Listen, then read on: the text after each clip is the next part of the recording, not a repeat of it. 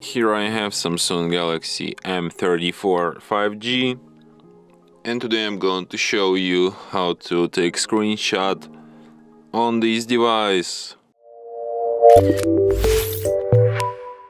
So to do this, all I need to do is to just press combination of keys, power key plus volume down at the same time like this, and the screenshot will be taken.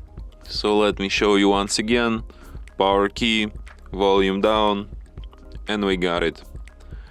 So one last time, volume down, power key at the same time, and we got these screenshots. So when you're done taking the screenshots, you can find them in gallery,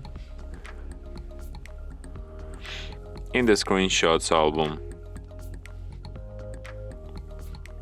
and here they are. And from here you can edit, favorite, share, delete them, and perform other actions from this list. And that's it. Thanks for watching.